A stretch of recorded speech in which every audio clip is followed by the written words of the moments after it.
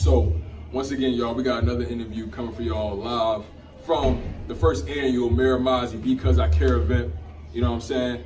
Brought to y'all by the Department of Mental Health and Behavioral Health, and also hosted by the amazing Just Jocelyn. So make sure y'all go check out the content on IG Live later on once everything is broadcasted. But for right now, I got my man Lindo Yes in the building. How you doing today, my brother? I'm good. Solid. So, for the people that don't know you and don't really know your content or your craft, share a little bit about yourself and exactly what you do and, what makes you great at this point. I'm a spoken word artist from Philadelphia, uptown to be exact. Word. And I basically just use the world as my canvas and create images with words, you know? So that's my main purpose when I hit stage, is just trying to bring you into something that is not in your immediate experience, but something that you're experiencing now that you relate to. I did. What would you say inspires most of the work you do? Because I know you said the world, but the world is a large place. Yeah. You know what I'm saying? So just on a daily basis, what inspires you just in passing? Well, in passing, I'm a big people observer. Then I got my own personal experience of just dealing with issues and stuff like that. So it can come from my immediate community as far as family, and then a larger community as far as the environment that I'm brought up. And then I'm just a really big hip hop head. So a lot of music I listen to, and then a lot of poets that I listen to as well, and just movies. So it's a variation of things. And sometimes that impacts me in the sense of creating a poem, and then sometimes it impacts me in the sense of just being passionate about the work that I'm doing to make the poems arrive on stage. Word. Speaking of stage, just being a poet, a spoken word artist, I can only imagine the nerves, the butterflies that go through your body, just being a first time performer or even being an experienced performer. Just tell me about all the emotions that goes through you when you just laying it all out there for the audience and just essentially just opening yourself up to the people, because I know that can be easy. Yeah, and this is one thing that got me really excited about this event, because I get to really talk about this topic tonight in my set, because it's about, mental health. It's I suffer from social anxiety, so a lot of the things that help me get ready for stage is just rehearsing, so that practice before it takes to get on stage. So even my small interactions of just saying hi, goodbye, how I'm feeling, to the actual poetry on stage always have to go through in my head, so it becomes instinctive for me, so I don't place all this disappointment or embarrassment on the interactions I'm having that can make me more and more anxious. And then also just associating my anxiety and all those anxious feelings with the fact of just if I receive a good gift, something that I'm really happy about, I'm not upset that I'm happy. You know what I'm saying? Like that. So sometimes my anxiety is just letting me know that this is a real experience for me that's happening right now. So it's the moment of pinching myself, knowing that this is not the dream, but the dream that I'm living out in my reality. And that's what I'm really trying to do before I hit stage, is not let that nerve be such a negative connotation, but a positive connotation, this is a real moment for me. Instead of using it as an anchor, it's more so as fuel. Yeah. I like that. So just being a up and coming creator, like I said, we do a lot of sharing. We do a lot of putting everything out there for the people.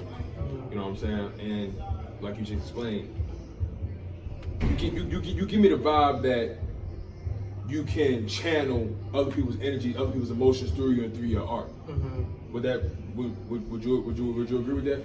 Yeah, sometimes I'm talking about my experience, and then sometimes I'm talking about experiences that I deeply sympathize with, and I just try to build on those emotions. So definitely.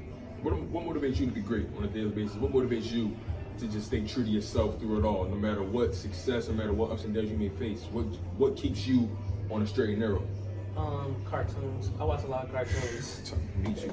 I watch a lot of anime, and one of the things that I really enjoy is when I'm having a bad day, it's great to watch a TV show or an anime, and you see someone go through it, see that they overcome those challenges that ahead of them. And then I start thinking to myself, what is my superpower?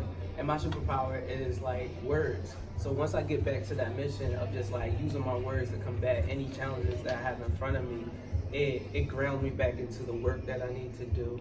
And then also it just like playing video games. Like sometimes when I feel things are out of control and I can sit down with a controller and have control of something, that puts me in the right state of mind. That's deep. I never even thought about it like that's deep. Yeah, so I'll find myself like, as you saw me earlier, I was playing on my DS, because like I am very anxious in these moments and I need to find some type of control. So like me playing Mario Kart feels like, yo, I got control over this one aspect that I when I don't have control of the other aspects, because I am getting really anxious about how my interactions are going to be with new people. Damn, man, like you just put me deep on something. Like, I never even thought about just the whole, when you feel like you're out of control, to gain some normalcy, sometimes you got to do something that allows you to be in control. Yeah, that's like what video heavy. games put me into that mindset. That's heavy, bro. So, how important is your mental health? You know, just being a poet, you go through so many emotions, you go through so many trials and tribulations just to get that first stanza out. You know what I'm saying? Yeah. Tell me about the importance of maintaining your mental health throughout it all, and even if your mental health has faltered at some point, So like, besides being a poet, just being a person is gonna put you through a lot of stress. So like, I grew up my mom grew up from being like working class poor to like lower middle class, and nothing about being poor and being into certain environments where you can't tell the difference between, is this firecrackers or fireworks or is this gunshots, and I can't tell the difference, and that triggers my PTSD. So I feel a sense of urgency and anxiety every time I hear anything that can sound close to someone dying or some type of conflict going on. And realizing like when I experienced more of the world that's not normal, what I took in that I thought was normal was not normal, it made me realize like I got a lot of issues that I've been suppressing, I've been trying to be hard body about, that I really just need to be more gentle about. So it made me like, once I got really good insurance, it made me see a therapist like twice. Like I see a therapist twice a month. That's like really important to me. It just keeps me grounded, and just like other family issues I get to talk about. And then like I also go to family therapy with my mom, with my brothers. So sitting down with them and talking about our whole family dynamic moving forward and when we was coming up. And that provides a lot of closure and stuff like that. So I think my therapist is like a big reason why I'm able to be on stage, because a lot of like performing is like 10% what you see on stage, but the other 90% is like what you off stage. So like your actual personal life, and then your actual preparation for that. Like you going out to book shows, you rehearsing your poems and stuff like that, and taking time, because you're on stage for 15, maybe 20 minutes sometimes, but your rest of your life is 24 hours. So you gotta like get the rest of those hours and make sure you're good in those hours before you even have that 15 minutes. That's heavy, bro. You definitely just gave us a lot of food, to eat off of, bro. But like I said, I'm appreciative to all the creators, all the people a part of this event.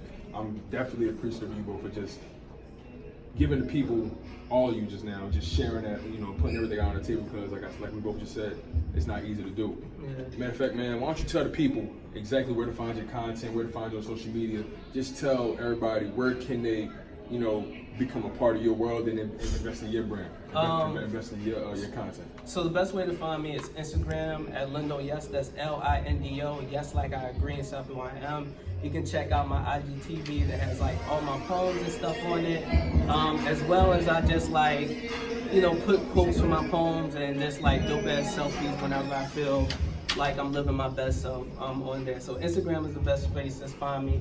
If you want to get down to the nitty gritty, of course I have a website, lindoyes.com. That's Lindo, yes, like I agree, and stuff who I am.com. And you boost you from there. Hey, listen, like my man said, Lindo Yes, any and everywhere. LindoYes.com, Lindo Yes on Instagram. Listen, this guy got a lot to give, man. He has a lot to give. And make sure y'all tune into the Mira Mazi live stream on Instagram. Make sure y'all go check that out, man, because Mira Mazi can put this event together because I care, and everything's gonna work out perfectly. Mental health is so important, and we gotta put that on the forefront. Listen, y'all keep it locked. Everything else is coming in the future. One love, y'all.